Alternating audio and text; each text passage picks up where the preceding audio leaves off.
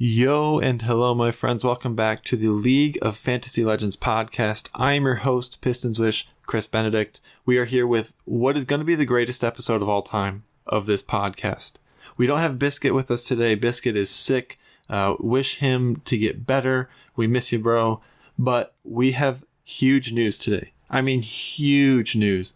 I teased this on my Twitter. If you're not following me, it's at LFL Pod. You should also join our Discord channel. We talk fantasy LCS all the time, Fantasy League of Legends. You can find that in the profile of the Twitter or in the description of this episode. We are partnering with the Ego Esports Fantasy app. They're getting into League of Legends contests, I should say. They've done contests for CSGO and Dota, and they are hosting a World's Fantasy contest. And it has a grand prize of $10,000. You heard that right. $10,000. They're partnering with MobaFire. You know MobaFire because they help you play League better. I know I use them for guides all the time. It's a $10,000 prize, and we are going to help you win that prize. Joining us on the pod today, it's Isak Hakansson. I hope I said that right. How are you? You did. I'm doing good. Thank you for hosting me today. Of course. Thank you for coming on. You know, when I saw this fantasy contest, I was so excited because we were trying to figure out how to make a fantasy contest, and you guys have it here. It's so cool. Can you tell me about the app? Yeah, so right now we have a mobile app and a web application, so you can play on both web on your computer and on your phone, the app. We actually started as an esport tracker, so you could follow all your teams, tournaments, and all their games. Okay. But we have in later years pivoted to fantasy because we saw our community reacted really well to that, and it's been a long journey, but we love it. Absolutely, we do too. That's really all we talk about. So I'm so excited that we found you guys. We can do kind of this partnership. So for these contests, I know you said this is the first contest you guys have done for League of Legends. Do most contests have a cash prize or entry fees at all? No, it's actually all our contests, all our fantasy tournaments are free to play. It's completely free to all users to compete. And all our fantasy tournaments do not have cash prizes. It's just this one in particular. Usually what we do is that we, for example, in CSGO, we have EPL Season 16 running right now. And for that tournament, we have gaming gear and the CSGO digital items that we're giving away for the winners. Nice. Yeah, so I hope you guys can continue doing these League of Legends contests, especially if you can get them into NA. Like, I'm going to absolutely eat that up. Can you tell me about specifically this Worlds contest?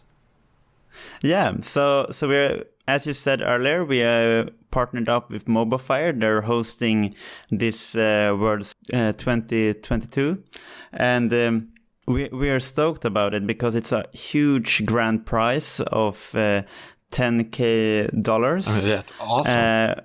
And we are including the play-in, the group stage, and the main stage. So all three stages will be included. So it's a long tournament.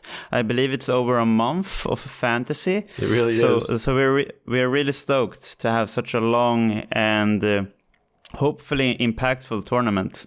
That's right. And the first day of it is literally this Thursday. So we don't have that much time. Yeah. If you guys are listening, get over there right now and get your lineups in. You'll find the link also in the description of this episode or on Twitter. That's probably the easiest way to find it is on Twitter. Again, at LFL Pod. So tell me about how you create a lineup. So basically you have 5 positions, just like when you play in normal League of Legends. You must include all the different roles. So you must have a top laner, you must have a jungle, you must have a mid laner, and so on. The difference with our League of Legends fantasy tournament compared to Dota 2 and CSGO is that we do not have a bench system here. In the previous fantasy tournaments that we have had, you will be able to have a substitute. In this regard, we have You basically have 1,000 credits that you can use to pick your players and pick a balanced team that you think will perform well. There's also a point system that I think we will go more in depth in. So that's pretty much it. You also have 2 cell tokens that's very important that can really come in clutch in the last stage. Yeah. So let's talk about the point system. So I'm looking at it. Do I see that the scoring is different based on the different positions? Yes, that's true. Yeah, that's interesting. That really adds kind of another layer of strategy here. Do you want to kind of run those down, what those look like? Yeah, sure. So what we saw is that in normal fantasy tournaments, they have one point system for all the roles, and we thought that would be quite imbalanced. We want to mainly support. We mainly want supports to have an equal amount of impact as a mid laner, although I understand there's meta to be involved and everything changes in League of Legends. But what we saw is that we buffed up points for the supports. So for example, they get more points for assist, and if they die, they get less negative points. Also, they have a slight creep score bonus. While the carries, they get punished more if they die, and their kills and CS is the same level. They haven't gotten any buff there. Right. So just kind of looking at these, so a kill is worth 0.4 points for every position, but a death for a mid laner or a bot laner is minus 0.2. For support, it's minus 0.1. Top lane minus 0.15. So like you said, kind of different, kind of punishing the deaths for mid and bot laners more. Yes, because we understand that in some instances supports give their lives for the carries, so and they end up winning that fight. So it feels unfair to punish them for doing a good play, if that makes sense. Yeah, for sure. I think of the LCS finals when we had Huhi from 100 Thieves on a Mumu, and he went in and died instantly every time, but those engages won him the fight. So I like this. I do. And I do notice there's also points for the team, like for team accomplishments. Yeah. So basically, this is also quite a buff to the supports because they can be included in the team points. So for example, if the supports help the team get a Baron or Dragon or sort of any objective really, they also get the points. Right. Even though they didn't obtain it by themselves. Right. Yeah, so the scoring, you definitely, when you play these contests, you have to look at the scoring. It's quite a bit different than what at least I'm used to with the sleeper leagues that we usually talk about, or like some of the other platforms that do like daily fantasy. I want to talk about just the format of the World's Championship, because you need to know the format of Worlds to know the format of the Fantasy Challenge. And so we start with play-ins. Play-ins start on Thursday. Play-ins is 2 groups of 6. They play a single round robin, so each team will play 5 games. After that, the winner of each group goes straight through to the group stage. Second place will await the winner of a best of 5. And then the third and fourth place teams from each group will play each other in a best of 5. The winner of that plays the second place from the other group. So we'll have 4 teams that get out of this play-in stage. Now, one thing I want to mention, so a team that wins their group is going to play way less games. So I saw you said something about point padding. Can you kind of talk about that? Yes. So obviously, we want to reward the players that pick the winning teams. So what we have in our fantasy tournament is point padding. So let's say a team wins a group stage, and then they qualify deeper into the tournament, making them skip matches, important matches. That will leave the players who picked the winning team to lose a lot of important points. And we obviously want our players to always be thinking about what's the best team, what will perform, not who will lose certain games so they can play more yada yada. And that's where point padding comes in. Depending on how many matches they skip, your players who qualify deeper in the tournament will get their average fantasy points given to each match series they skip. So it balances it out, basically.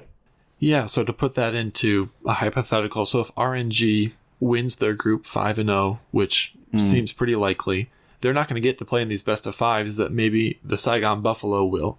So when I first was looking at this, I was thinking, you don't want RNG players because they're not going to play as many games. But with this correction, which I think is genius to do, I think you almost have to do it. You're not punished for picking RNG players. No, you're not. They will get their matches played. So everyone has the exact same amount of matches, only some have point padding instead. Right. So after the play-ins, then we move to the group stage. Group stage, there are 4 groups. It'll be 4 groups of 4 teams. They'll play a double round robin. So they'll play each of the other team in their groups twice. Makes for 6 total games per team. The top 2 teams from each group will go through to the knockout stage. And then at the knockout stage, there's 8 teams. You play a best of 5, just a normal bracket. That's when we'll crown a champion. So another question, sometimes in the group stage, we'll get tiebreaker games to see who emerges from the group. Will we get points for those as well? We usually do case by case, but okay. I would suggest that you will, and the other teams will get point padding. Yeah. But we will see how the tiebreaker games will look. We will make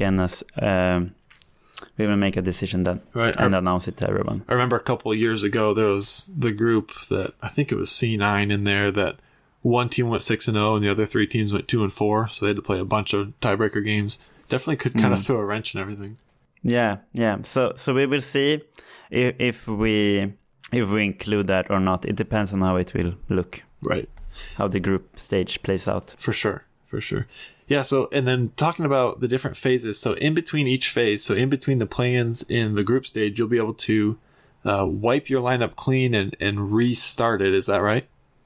Yeah, yep. So we understand that if you picked a team in the start, you will not have access to the group stage players. Right. That's how we structured our fantasy. We have divided it, but everything is included in the same tournament, if that makes sense. Yeah, so you carry over your play-ins points to the next stage. Yeah, exactly. Yeah, great. Exactly. So you'll have a chance to redo your lineup in between the play-ins and the groups, and then again between groups and knockouts. But then once you're in knockouts, that is your lineup for the rest of knockouts. Yes. So if your team gets eliminated in the first round, tough luck. Unless you used your cell tokens. Except for the cell tokens. Yes. So that's where those come in clutch. So let's talk a little bit about the strategy. Like, how do you win this? I think the first point is kind of easy. You have to get players from the winning teams. Yeah. That's kind of... Obviously. That's right. I mean, one of the strategies that I usually do, I'm by no means a good ranked fantasy player. I sometimes arrive top 10, but I know our users are much better than me. My strategy is usually that I try to pick a balanced team in the group stage and the play-in, used to kind of not be in the top 10, but not be in the below top 50. I like to land around there because that enables me to also look what the top 10 is without getting much attention, because people will study the top 10 a lot because those are the ones you have to beat. I don't want to be in that position in the group stage. Interesting. So what I do is that I kind of arrive like top 20, okay, and then I study top 10, and then in the main stage I go all in on one team I believe in, and hopefully it goes well. Usually it doesn't, but I mean, that's my strategy. That's just the nature of fantasy. That's just what it is. Yeah. And so I think, kind of another way of saying what you're saying, and kind of my strategy when I was looking at this, especially for the play-ins, and we're kind of focusing on the play-ins. We'll do another episode before we get to the group stage. But in the play-ins, I'm trying not to lose. I'm not taking any big risks. I'm not trying to, pick the one player on the usually bad team that's going to go off. If you get a player on a team that finishes 5th or 6th and doesn't play in a best of 5, I mean, you essentially lose because you're losing out on so many points. And so you really cannot take the risk of picking a player from a team that might finish in those positions.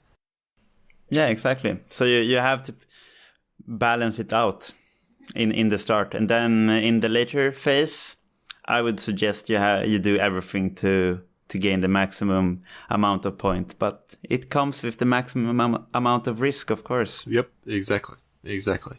And so looking at the scoring system, we talked about it earlier, how you kind of have to take that into consideration. One thing I noticed when comparing the scoring to the scoring that we are more used to with our sleeper season-long LCS leagues or more of the other daily fantasy is that the CS is actually scores way higher. And so the worth of one kill in the methods that we're used to is about 200 to 300 CS is equal to one kill. And in this, it's more like 40 to 50. And so that kind of is going to change the way I'm picking. I'm looking at teams that, if the teams are funneling gold into one player, you see some teams funnel their AD carry a lot. Some teams funnel their mid laner a lot. I'm really taking that into consideration when I'm making my team. Yeah, and the decision behind putting CS quite high is because CS has such an important role in League of Legends. I think it's downplayed by a lot of other fantasy platforms, but we all know that without creep score, your kills will not matter in the long term. Like creep score, at least what I have... When I played, it's been the main factor of gold income, and usually is. So that's why we kind of put an emphasis on the creep score. Obviously, this is our first League of Legends fantasy tournament, and tweaks and nerfs and buffs will come. But we're trying this out, and I believe in having the creep score being more important, basically, in our fantasy. Yeah, absolutely, and that's just something that you have to pick around. And so when I'm looking at teams, like what teams are going to play around their top side, right? If you get an Aatrox into an Ornn, in the length of the game, in the formats I'm used to, that's terrible if you're the Aatrox side, because you're going to be up 100 CS and then you're not going to be able to team fight. But on this one, 100 CS lead is actually really impactful. And so I'm really looking for teams that are going to play through one side. And I'm also looking at, because of the difference in scoring, just kind of one little thing to look at is teams that are willing to play through Senna. Because Senna as an AD carry is not going to get high CS, if my teams are picking Senna, I'm staying far away from that AD carry. But I'm also really targeting that support because it's going to be huge. So try to find those Senna lanes for sure. Yeah. We have also discussed that, and I think it's going to be a nice emphasis to the fantasy. Yeah, it's those little edges is what we're going to find in this show. They're going to help you win. What other strategies are we looking at? So when we're getting into the knockout stage, it's kind of interesting, hard to play around, but longer series means more games, and more games means more points. And so in some cases, it is actually going to be more beneficial to pick a player that goes in a 5-game series than pick a player that wins in a 3-game stomp. It's kind of an interesting thing to think about. Yeah, I mean, something that I usually think about, as we mentioned earlier, is especially in the knockout stage, I highly recommend to hold your cell tokens until the knockout stage. Some players tend to use them in the group stage to just go all in on one team and thus gain a lot of points and maybe progress in the leaderboard. But I recommend it to all our players to save your cell tokens. At least if you're new to fantasy, you should probably save your cell tokens until the knockout stage, because that gives you so much flexibility in knockout stages, because they tend to be single elimination. So when you lose a match, you're out. So you need to be able to repair your lineup and get those new players in. Yeah, definitely. So when you're looking at so in the group stages, if you pick a player, or maybe you went hard on a team that isn't playing well, you're definitely going to have the temptation to use those, and because you're kind of feels like you're losing points. But the truth is, if you're going to win this tournament, you're going to need to have all 5 players make it to the championship round, and that's not going to happen without your cell token. So you really got to hold on to those and be patient. Yes. it's gonna be important to have all players playing. Exactly. Yeah. So let's move into kind of a preview of the group stages specifically. Again, it's 2 group stages. It's a single round robin, so each team will play 5 games. Group A is Fnatic, Evil Geniuses, Loud, Chiefs, Detonation Focus Me, Beyond Gaming. Group B is RNG, DRX from Korea, Mad Lions, Saigon Buffalo, the Istanbul Wildcats, and Isurus Gaming. And so, looking at this, just to me, Group A looks a lot weaker than Group B. Do you agree? Yeah, I do agree. We definitely have some sporadic teams here from all over the world. It's very interesting to see.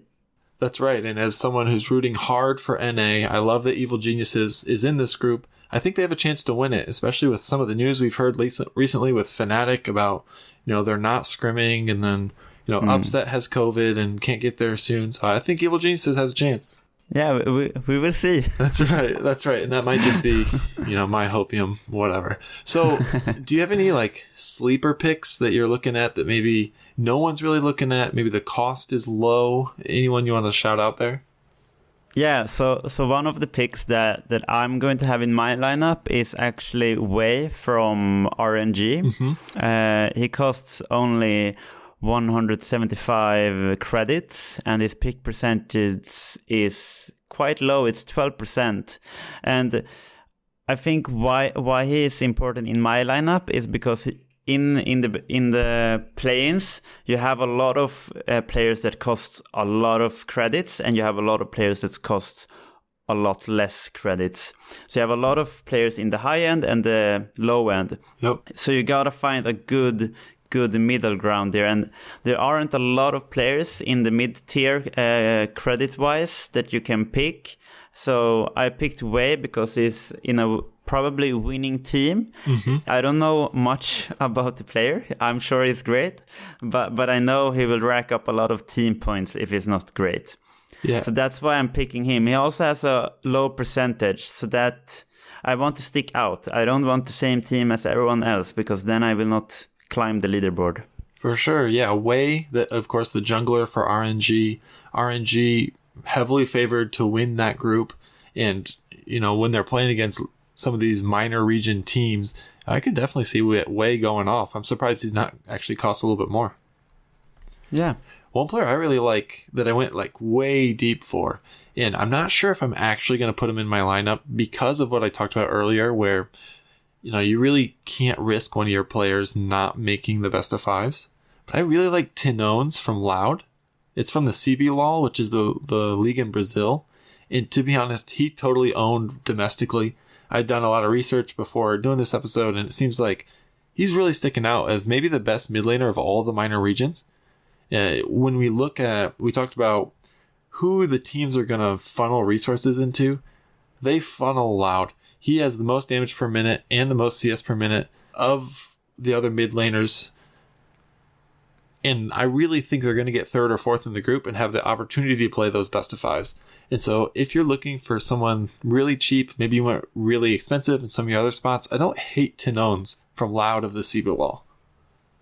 Do you have any players you're specifically avoiding? I have one in particular. Okay.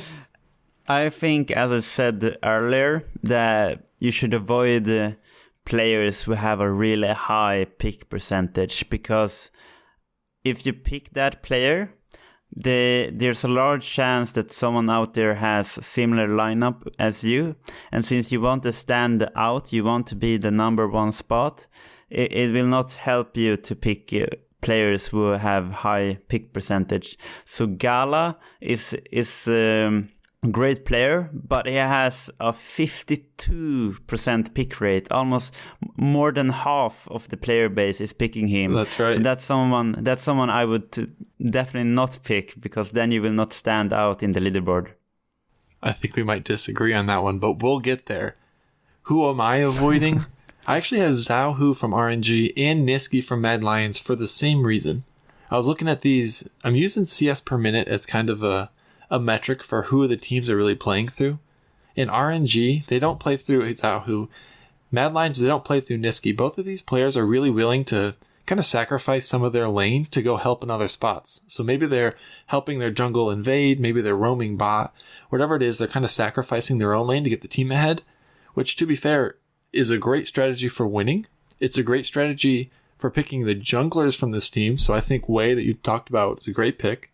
But I'm sticking away from Xiaohu and from Niski. Xiaohu costs 235, Niski 255 between them there. So Xiaohu 39%. I'm not taking either of these players. Yeah. And last, I want to know, who are you putting as captain? I'll go ahead and start. It's really hard to not put Gala as the captain. Ooh. I'm not sure if we mentioned this before. The captain, you designate one player as the captain, they get 1.5 times their points. So really important that you nail this one. You just said you're not putting Gala in my lineup. I think I'm going to put him as captain, and here's why. Kind of the counterpoint of what you said, where yes, if 52% of people pick Gala, then if you have him, you're not really going to rise above. But on the other side, if Gala is the best player and everyone has him, then you're kind of falling way behind. And so I think Gala is going to crush it. I think his team's going to be dominant. We've talked about it kind of this whole episode. And the team plays through him so much. He actually gets 10.2 CS per minute. It's by far the highest of all play-in players. And realistically, so he costs 210, like you said. It's relatively cheap for a player that I have projected to be the highest scorer of play-ins. So I think I'm putting Gala here. Who are you putting? I'm actually going to put Kingen from DRX as my captain. Okay. My lineup might change after this conversation. We will see. No spoilers. But yeah, I'm going with Kingen from DRX. He fitted he suits pretty well in my lineup that I have today, and I believe that he comes from a winning team from his group. So let's see. Yeah, Kingen, of course, the top laner from DRX. I actually have him in my lineup as well, just not as the captain. I think they kind of play through top lane more than most teams. And so, yeah, I like that pick a lot as well. They're likely to finish second in their group, if not first, depending on how that game between RNG and DRX goes. So I don't hate that pick at all.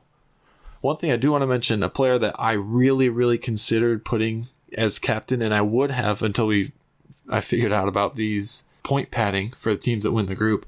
I love the Saigon Buffalo from Vietnam. They're so fun to watch. Both the Buffalo and the Gigabyte Marines, who are already in the group stage, those teams are so fun. And so I was very, very tempted to put Shogun, the ADC from Saigon Buffalo, as my captain. He only costs 133, pick rate's 5%. But realistically, he is cracked, right? He's so good. His team plays around him, right? He gets all the resources, 9.9 CS per minute, the second highest, only behind Gala. And I really think they have a great chance to get out of groups. I don't think they're going to finish above RNG or DRX, but I think they've got a great chance of beating Mad Lions in a best of 5. And then I think they've got a good chance against EG, Fnatic, or whoever they get in the second best of 5, should they beat Mad Lions. You're not a Mad Lions fan, are you? I'm not. Okay, yeah. So I think they can beat them. I really do. All right, so I want to finish this out just with some predictions. I want to know who you think is going to win Worlds. I think it's quite an obvious pick, but I think you're going G2, Gen aren't you? You're going G2. No, I'm not going G2. I'm going Gen G. Gen G. I think they will win this world. Ruler is such a good player. He became the MVP from LCK summer, and the team looks unstoppable to me. Yeah, Gen G was dominant throughout the LCK. They destroyed T1 in the LCK finals. Most people have Gen G and the 4 LPL teams as the favorites. LPL has actually won so many international tournaments. They've been better than Korea lately. I hate to do this, but I agree. I also think it's Gen G. That's who I've got. So once we see, those groups and those knockout stages of this competition, you will see me with tons of Gen G players on there, as much as I can afford. And so I agree. I think it is going to be Gen G. Any more things you want to add in here before we close out? No. I hope that everyone joins our fantasy tournament, and I will see you guys on the leaderboard. Absolutely, especially all the listeners. I'm guaranteeing you one of our listeners is going to win this thing. I just know it. Thank you so much for coming on and introducing this contest to us. Thank you for, partnering with us. Thank you for allowing us the opportunity to do this preview episode. Thanks for having me. Of course, for those of you who are first-time listeners, thank you so much for tuning in. Again, follow us on Twitter. It's at LFLpod. Join our Discord channel. We talk fantasy, League of Legends all the time. We've got all our episodes on YouTube. We've got big plans for what's to come. We've got some written content, probably some YouTube stuff. We might even get into LEC content. And so definitely stick around. We appreciate you so much for listening in. This is Pistons Wish, signing off. Peace out.